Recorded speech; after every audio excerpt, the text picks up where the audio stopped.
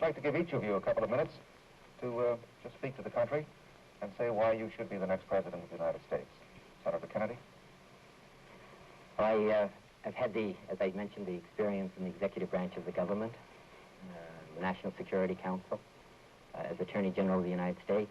I was involved in the three great questions that affect our country: the problems of peace, the problems of races getting along together, and the problems of the development of the problems of riots and violence in this country.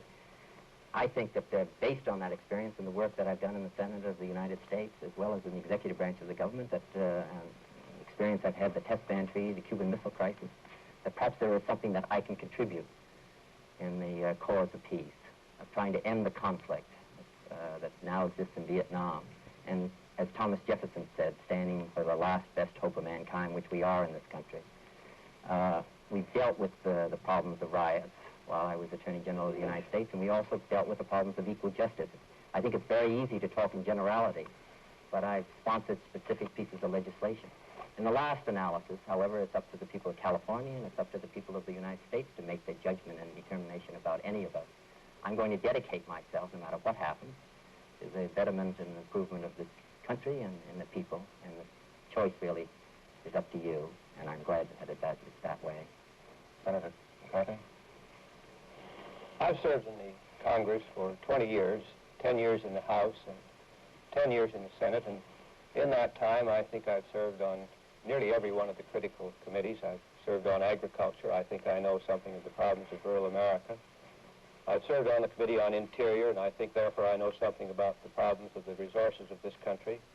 I've served on the Banking and Currency Committee, and also my background is economics, and therefore I think really fully qualified to deal with the very complicated economic problems, both domestic ones and also the international trade problem and the balance of payments. I've served on both the Ways and Means Committee of the House and the Finance Committee of the Senate, which I think gives me a full familiarity with the tax problems of this country, and on foreign relations for some 5 years. In addition to that, since 1949, we've been involved in the problem of civil rights.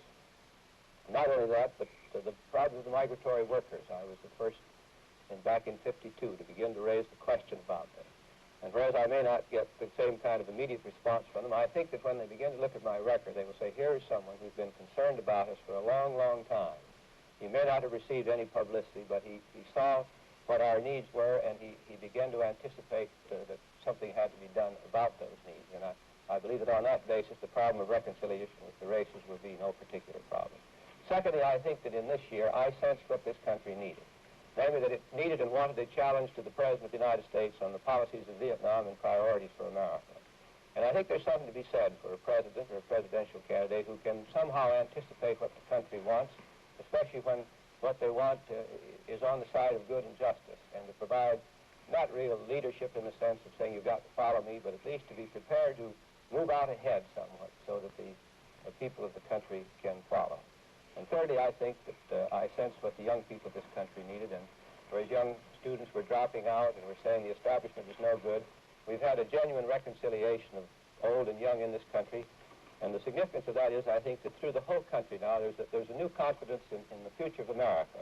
It's a projection of this country in trust, which has always been the character of this country, and it's in that mood and that spirit that I would act as President of the United States. Thank you very much, Senator McCarthy and Senator Kennedy.